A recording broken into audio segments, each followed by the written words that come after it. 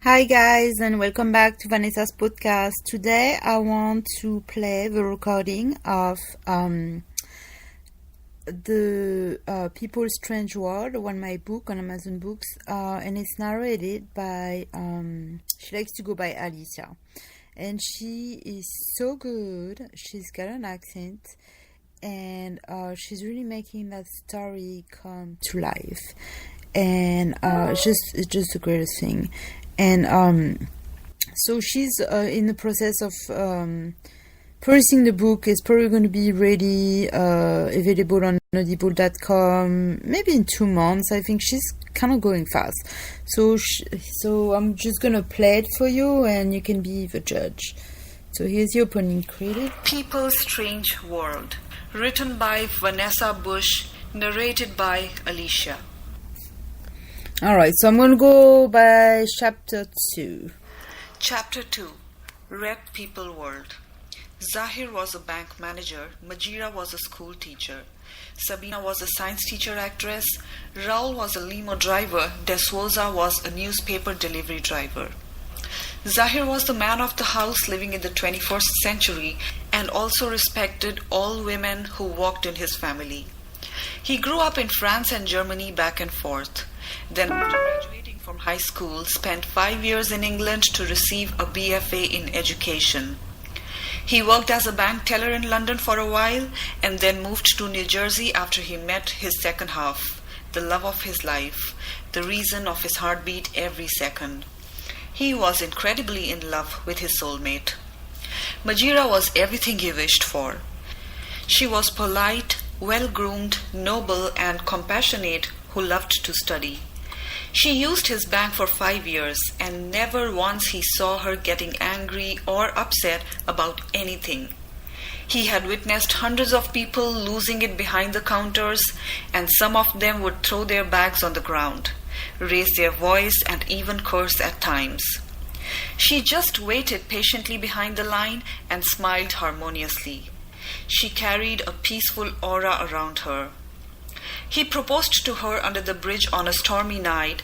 She joyously accepted and hopped on her feet to embrace her lover. She knew he was a loyal and honest man with good morals. After a few years in New Jersey, they relocated to Morocco, his origin country, and were able to afford a 6-bedroom, 4-bath house on the beach. It had a tennis court and a sauna and a large swimming pool. Sabina quit school at 17 and found gigs in clubs, entertainment companies immediately. She performed as a clown for parties, events, and private shows as a science teacher actress going wild. It was a very funny show she had made up with a few girlfriends. She was a clever and a kind company. When they moved back to Morocco, she decided to go back to college, receive a degree, and became an animal law judge. They rode horses on the weekend. Morocco had brought some sunshine into their lives. It was something they didn't have in America. Sabina was 33 and felt that she was reborn into the real person that she was always meant to be, and now her life had just begun once again. Raul was miserable and he hated to pray to Allah. He was never religious and didn't care about the rules, and now that he was back in his home country, he wasn't sure whether he belonged there either. He didn't know where he belonged. Unlike his sister, he didn't find his fit in New Jersey. He was unhappy, would swear all day, and mistreat the vulnerable on the streets. He took ecstasy, mushrooms, and hallucinogens. His mind was making a few loops and spirals all the time. He spent most of his time lost in his delusions of a better life. He always felt judged and discriminated against by a wide range of people in New Jersey.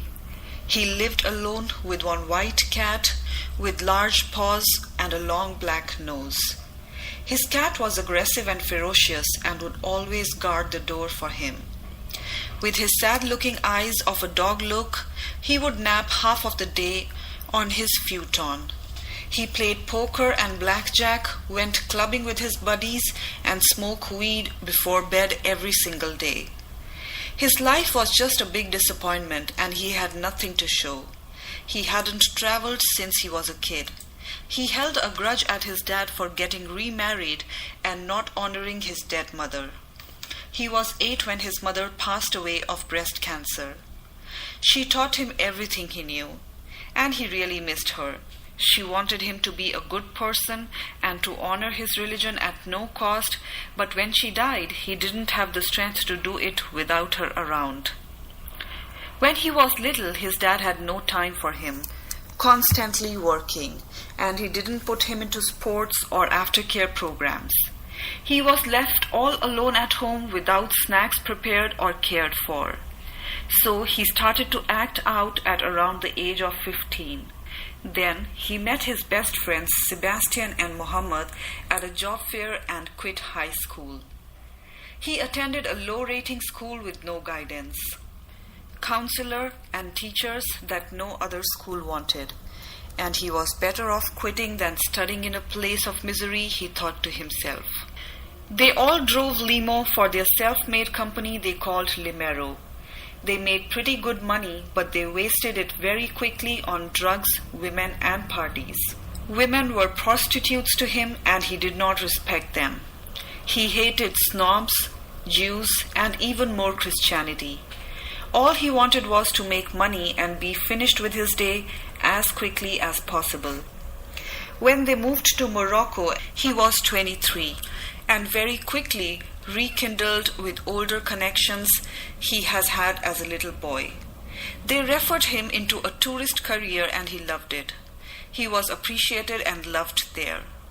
A year later he met Celia, a young Moroccan girl, 4 years his cadet, and with his dad's approval he married her in their church. He was now the happiest man alive.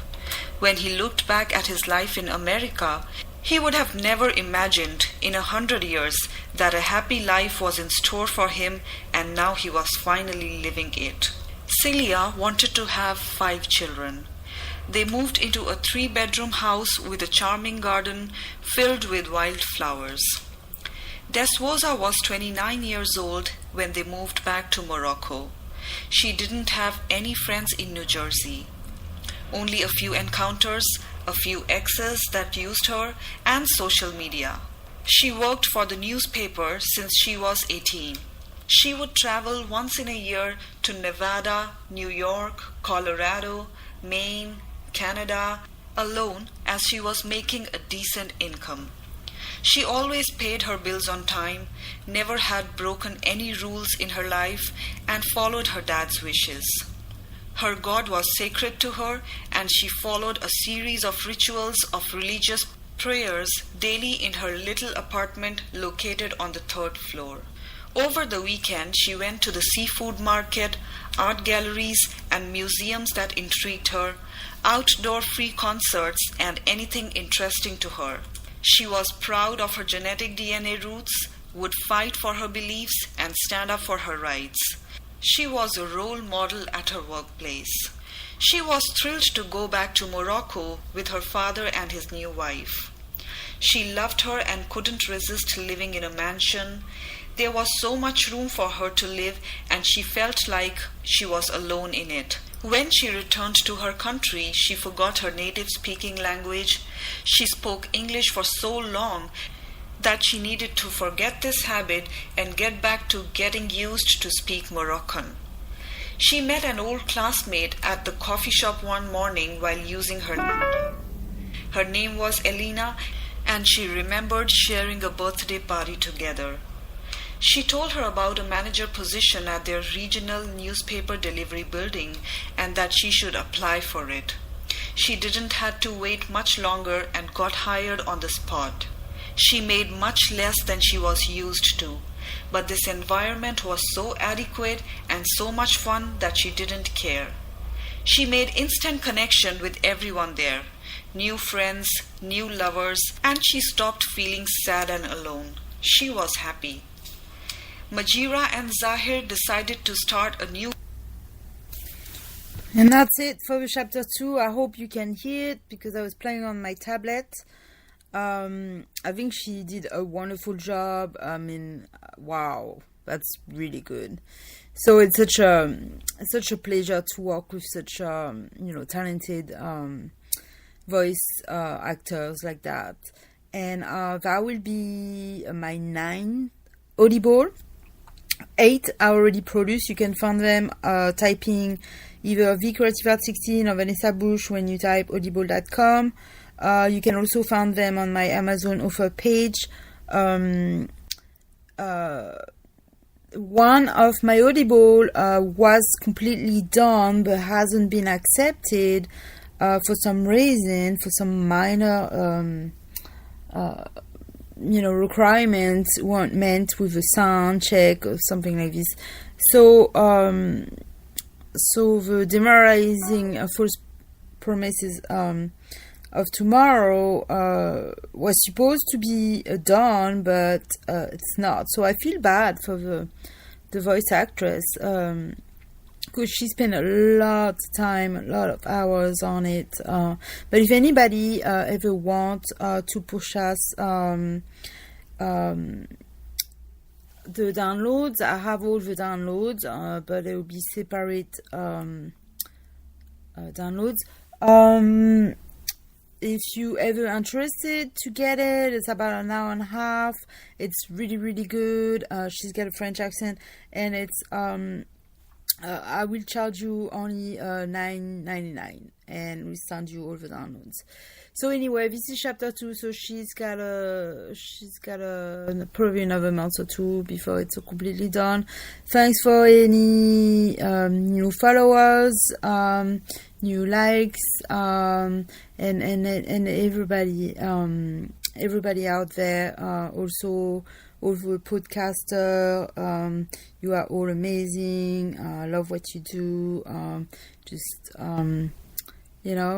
Stay on the bright side, and that's gonna be it for today. Thanks for listening. See you next time. And making a film studio company.